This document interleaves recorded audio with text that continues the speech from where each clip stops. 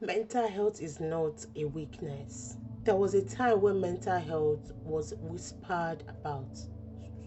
People weren't talking about it. They would just whisper and gossip around it. I use the word gossip because actually that's what it is. Let's call it what it is. Let's not sugarcoat it. So it was basically, there was a time it was basically whispered about. There was a time when anxiety was dismissed, when depression was misunderstood, when therapy was stigmatized.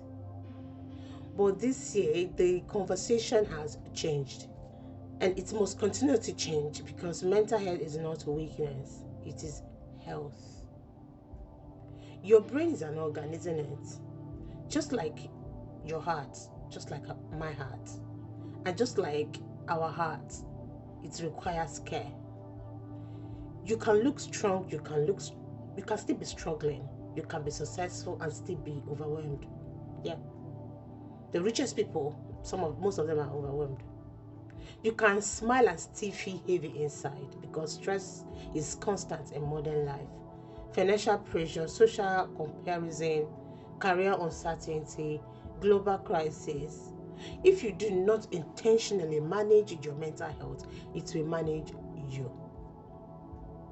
Rest is not laziness. Boundaries are not selfish. You need it because of our mental health.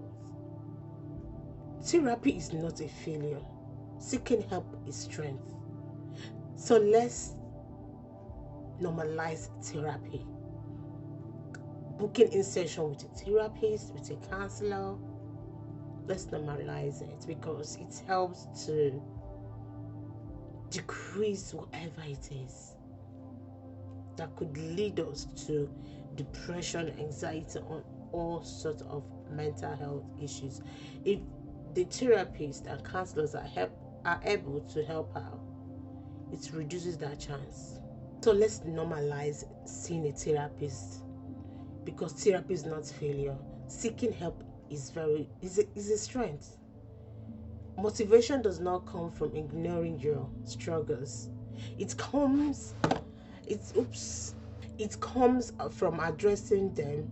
When you prioritize your mental health, you improve your relationship, your productivity, your clarity. You cannot build a healthy life on an unhealthy mind. So my challenge is do one thing. Do one thing this week specifically for your mental health. Schedule a therapy session. And sometimes seeing a therapist, you may not actually book to see a therapist or counselor. What is therapeutic for you? Look, making videos and talking to my camera and putting out this my thoughts to the media is a therapy for me. You know, reading book is a therapy for me. Yoga, I love yoga, is a therapy for me. Being in a quiet place, listening to deep music and unleashing all those thoughts within me is a therapy for me. I have so many therapies. If I go on and on, this video will not finish. I have a lot of therapy. Staying in a very quiet, okay, let's leave it like that. But I have a lot of therapy. What's your therapy? What exactly is your therapy? So this week, booking a therapy session. Maybe you can also journal it because that's one of the things that I do that is also very therapeutic. It's very therapeutic for me. So you can take a journal, sometimes even to go off social media. Sometimes that's why sometimes a day or two you wouldn't even see me online, you wouldn't see me post. That's a therapy for me. I'm just giving you some ideas that you can take, or even have a very vulnerable conversation. Sometimes I do speak to people who are close to me and I can be so vulnerable, that's a therapy for me. Sometimes if I am with group of friends, group of people, friends I would say, that I'm very free with. You will see me on another level. I will play just about things like things that you would ask, is this precious if you're saying these things? Or, because I am just in that place. What is your therapy? This week, fix one. Lifestyle is a daily vote for your future. Your lifestyle is not built in one dramatic decision. It is built in small daily votes. Every meal, every bedtime, every habit, every yes, and every no. That's lifestyle. This year, hustle culture still whispers, sleepless, do more, grind harder. But burnout has become normalized. Exhaustion has become a badge of honor. A healthy lifestyle is not aesthetic, it is sustainable. It includes rest, movement, healthy relationships, financial awareness, mental clarity. Motivation without discipline fades quickly. So, what's your lifestyle? And this is why we create content on not just social work, not just social well-being, but lifestyle. Just because I want to bring in that extra spice, a little dot on top of our eyes, an extra tea on top of our tea. What's your lifestyle? Because I would definitely put on my lifestyle here. But sometimes I don't put that on on TikTok. Mostly I put out more of my lifestyle content on Facebook and on YouTube. So either way, sometimes I still post on TikTok. But either way, there's lifestyle. So now that we're having a talk about lifestyle, what's your lifestyle? Or is it about grinding harder, the hustling culture? What's your lifestyle really? Lifestyle built on intention lasts. You don't need a complete overhaul overnight. You need consistency. Drink more water. Move your body. Protect your peace. Your peace, protect it. Limit comparison. Hey, comparison. A lot of people compare. One thing you can never catch me is comparing. I don't, because everyone have their timing and their space. When you are grinding, A may not be grinding, and when A will be grinding, you may not be grinding. So why compare? Why compare? So for part of your lifestyle that you need to consider this year is to limit comparison and invest in growth. Whatever it is that you can do to grow, just invest in it. Instead of the time you used to compare, use it to invest in yourself. Grow in your own way, in your own path. Your future self is watching your present decisions. And most of the times where we are today is the decisions we've made in the past. So what's the lifestyle? What's your lifestyle in terms of your future goal? What are you doing at the moment? Your future is watching you. What you practice daily shapes who you become yearly. My challenge for you today is choose one lifestyle upgrade and commit to it for 30 days. Whether it is consistent sleep, but you don't sleep too much. But if you feel you're working too hard and you need that rest, why not? But it's not the lazy type of sleeping. Also, whether it is consistent sleep or exercise, budgeting, or even reducing screen time that you think is gonna solve it for you, just commit to it. I want to speak to my young people today.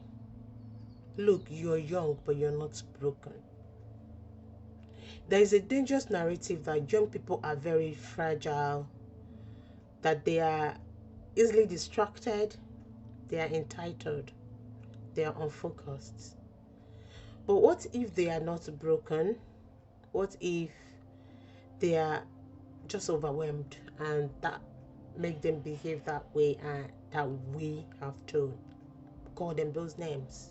This year, young people are growing up in a world louder than any generation before even the older people calling them those names. Constant notification buzzing, endless comparison, comparing one another, global crisis, streaming in real time, pressure to succeed before they even understand who they are. And then we ask them, why are you anxious? Why are you stressed? Why can't you just focus?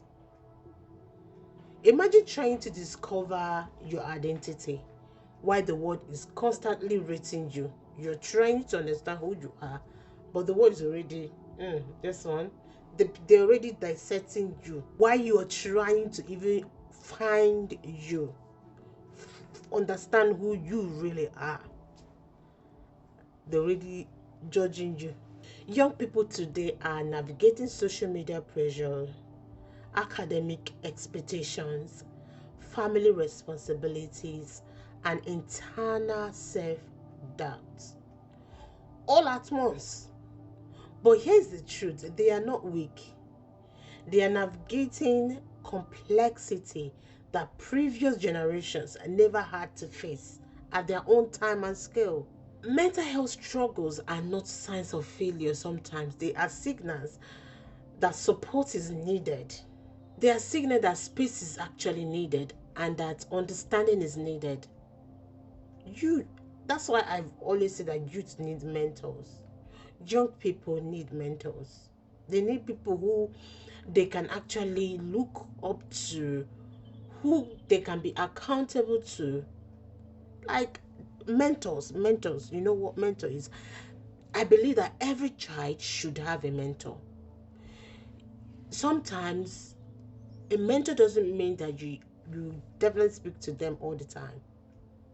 It could be you've observed their work, you've observed their pattern, you make research, you keep listening to them, you keep reading their books, listening to them. Just someone who you can actually see as a model in a positive way. I will put that in quote. This is because they need safe spaces. They need adults who listen instead of lecture them. Instead of asking, what's wrong with this generation? They would ask, what happened to this generation? Because behavior is often a response to pressure. Their behavior is their own way of coping. When we invest in youth well-being, we invest in society's future. So if you're a young person today, or if you know a young person, send this video to them. And I would advise that the challenge for today is that you speak honestly about your mental health to one trusted person this week. If you are an adult, please create one safe conversation space for a young person around you without judgment.